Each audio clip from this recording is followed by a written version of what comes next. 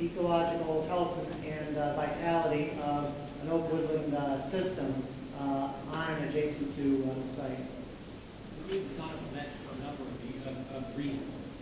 Very strong design, but its architecture, although relatively simple, was designed to be replicable.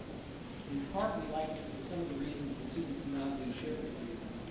It's designed to be handicapped accessible, and it's designed to encourage both the mother-in-law suite and the accessory dwelling unit for a family member.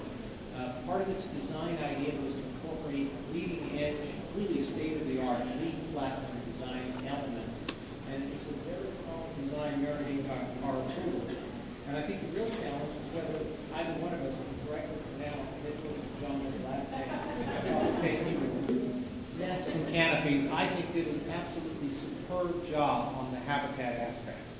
Some of the entrants were really more architecturally oriented, some were more habitat designed. And I think in terms of really understanding the relationship between habitat and the buildings and the spaces involved, this was an example that really essentially nailed it.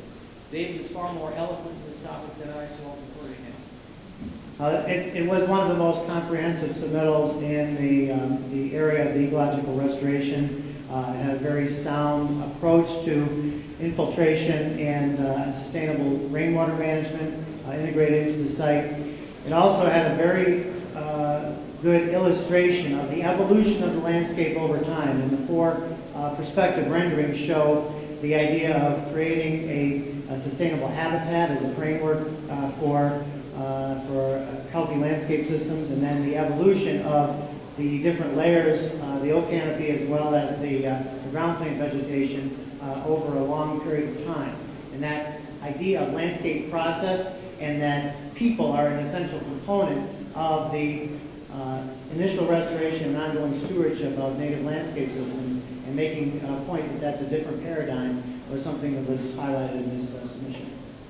We're also impressed by the fact that this came from Tulane, and certainly they've had some environmental challenges of late. So we want to congratulate Tulane, Future Proof, Visionary Associates, Concordia Architectural Planning, and Golden Studio, all of the world.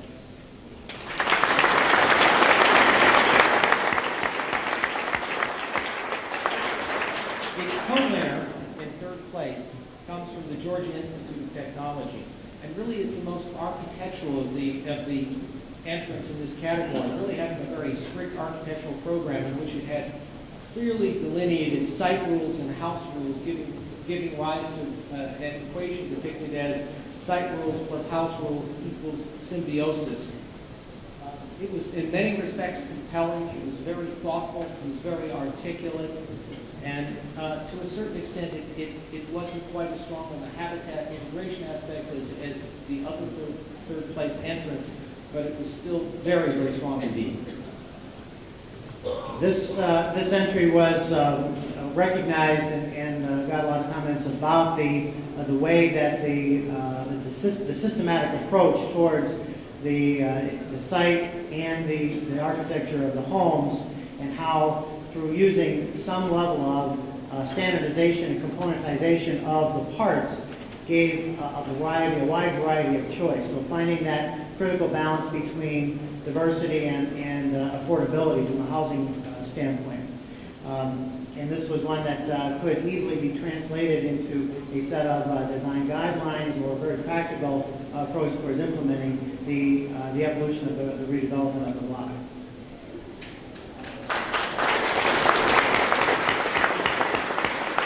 Also, I should point out some really excellent renderings and perspectives to underscore that indoor-outdoor relationship and the connection of landscape to occupied space. Second place winner also was similarly excellent in terms of its graphic presentation, and is near local, as you'll see EDAW at Yost Kruger Hall, Architects of Seattle.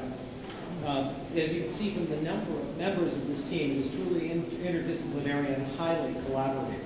The notion of growing together was the big idea around which they organized this expansion of this urban infill in this 200 by 400 site with the 12-foot alley running down to the center as its spine.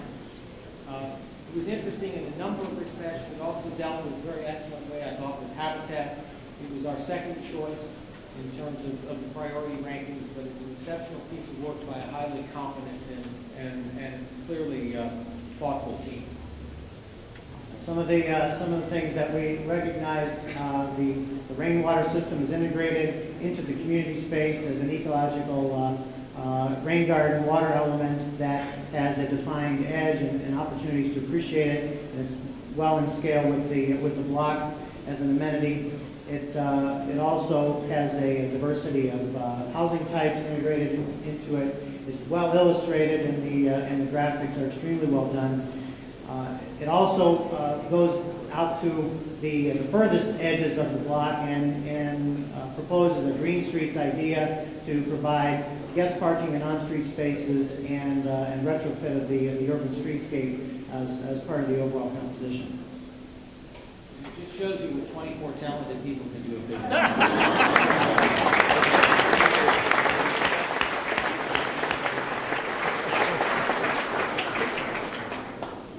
Now, our first place winner, with no bias on our part, since this was a totally blind competition, is from Portland, Oregon.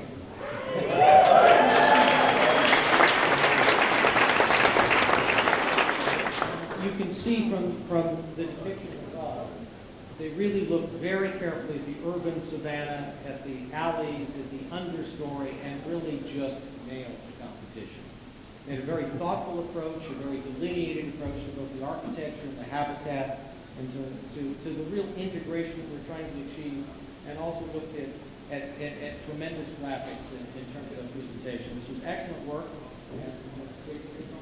Yeah, the jury concluded this was clearly the most outstanding entrant in this category, and a couple of things from a landscape ecology standpoint is really does a great job of addressing the restoration of the oak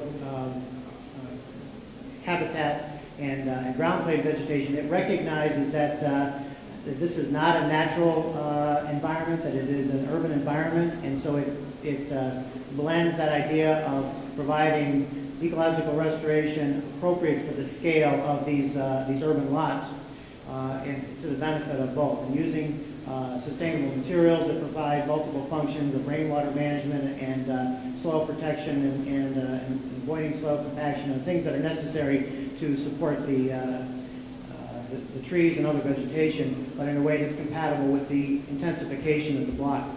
It also proposes some interesting uses for the community space, the greenhouse, community gardens, and other essential components of daily living within the block itself, which we think is an important step towards sustainable living as well.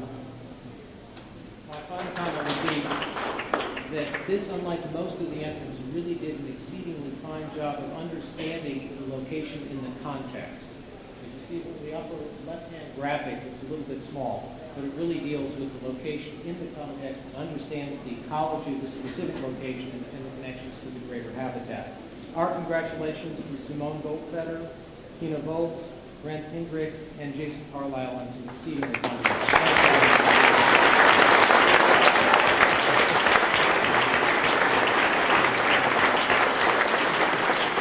I guess our hope is that this becomes an annual event, and that the funders of this in Metro continue the effort, and that in the future the students and the professionals who contributed to it even better work. Are there any of the winners who are here present? Come on down so we can see you in person. Maybe nobody came from Georgia, but I know there's some Oregonians. If you're winners, come on down so that we can